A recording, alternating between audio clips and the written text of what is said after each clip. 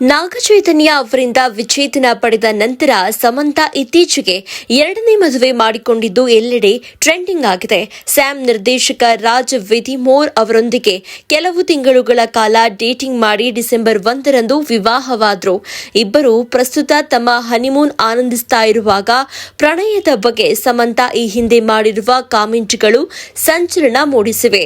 ಹೌದು, ಕೆಲವರು ಹಿಂದಿನ ಸಂದರ್ಶನವೊಂದರಲ್ಲಿ ಸಮಂತಾ ಅವರ ಕಾಮೆಂಟ್ಗಳನ್ನು ಮತ್ತೆ ವೈರಲ್ ಮಾಡ್ತಿದ್ದಾರೆ.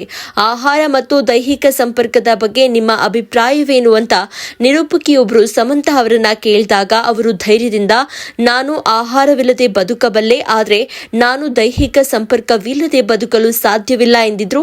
ಅವರ ಈ ಕಾಮೆಂಟ್ಗಳು ಸದ್ಯ ವೈರಲ್ ಆಗಿವೆ. ಚಿತ್ರರಂಗದಲ್ಲಿ ಒಬ್ಬ ತಾರೆಯರ ಮದುವೆ ನಡೆದಾಗ ಸಾಮಾಜಿಕ ಮಾಧ್ಯಮದಲ್ಲಿ ವಿವಿಧ ಚರ್ಚೆಗಳು ಪ್ರಾರಂಭವಾಗುತ್ತವೆ. ವಿವಾಹ ಸಂಭ್ರಮದ ಸದ್ದುಗಳನ್ನ ಬದಿಗಿಟ್ಟು ನೆಟಿಸನ್ಗಳು ಯಾವಾಗಲೂ ಸೆಲೆಬ್ರಿಟಿಗಳ ಹಿಂದಿನ ಬಗ್ಗೆ ಕುತೂಹಲದಿಂದಿರ್ತಾರೆ. ಸಮಂತಾ ಋತುಪ್ರಭು ಮತ್ತು ರಾಜ್ ವಿಧಿಮೋರ್ ವಿವಾಹವಾಗಿ ಸಾಮಾಜಿಕ ಮಾಧ್ಯಮದಲ್ಲಿ ಇದೇ ರೀತಿಯ ದೃಶ್ಯವನ್ನ ಪುನರಾವರ್ತಿಸ್ತಾ ಇದೆ. ಅವರ ಡೇಟಿಂಗ್ ಮತ್ತು ಮದುವೆ ಹಾಟ್ ಟಾಪಿಕ್ ಆಗಿದೆ ಎಂದ್ರೆ ಅತಿಶಯೋಕ್ತಿಯಲ್ಲ. ಮತ್ತಷ್ಟು ಸುದ್ದಿಗಳಿಗಾಗಿ ನೋಡ್ತಾ ಇರಿ ಪಬ್ಲಿಕ್ ನ್ಯೂಸ್ 24x7. ಇದು ಸತ್ಯದ ಧ್ವನಿ.